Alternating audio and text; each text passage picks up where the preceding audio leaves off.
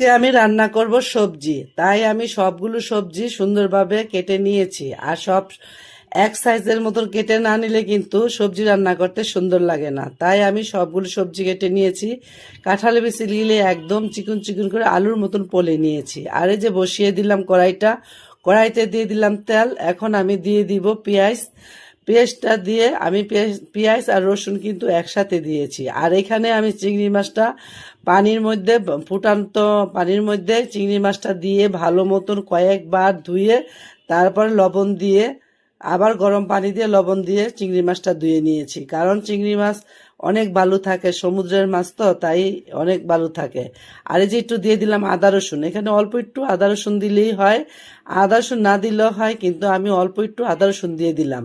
আর এই যে পেঁয়াজটাকে আমি একটু লাল লাল করে ভেজে নিয়েছি। আর কাঁঠাল বিচিটাও আমি একটু ভেজে নিব। কাঁঠাল বিচিতে কষ থাকে আর একটু শক্ত শক্ত থাকে, তাই আমি একটু কাঁঠাল বিচিটা ভালো মতন ভেজে নিব আদা রসুনের সাথে, পেঁয়াজের সাথে। দিয়ে দিলাম একটু লবণ। লবণটা দিয়ে আমি একটু কুসুম গরম পানি দিব, যেন কাঁঠাল বিচিগুলি সুন্দরভাবে সিদ্ধ হয়ে যায়। এই যে দিয়ে দিলাম আমি চিংড়ি মাছটা। চিংড়ি মাছের শুটকিটা কিন্তু ভালো মতন ধুয়েছি, এই জন্য কত সুন্দর দেখাচ্ছে।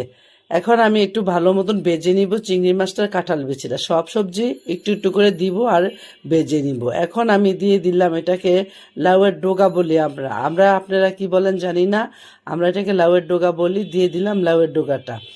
এটা দেওয়ার পরে আমি ভালো মতন আবার একটু ভালো মতন ভেজে নিব।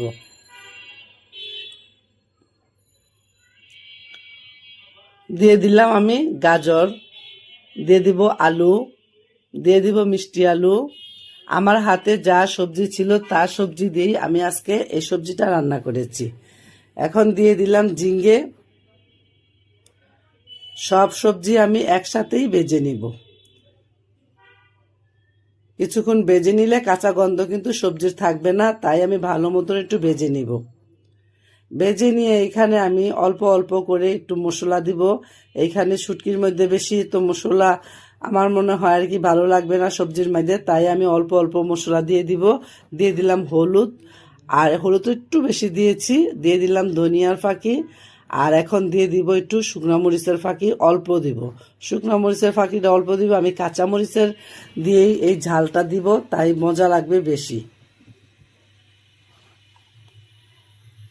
হয়ে গেল আমার মশলা দেওয়া।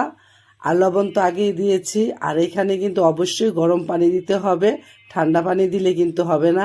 এখান দিয়ে দিলাম আমি কহি, এটা কি আপনারা কি বলেন জানি না, আমি এটাকে কহি বলি, তাই কহি দিয়ে দিলাম। সবজিটা দিয়ে দিলাম। কিছু কিছু সবজি আছে আরও পরে দিব।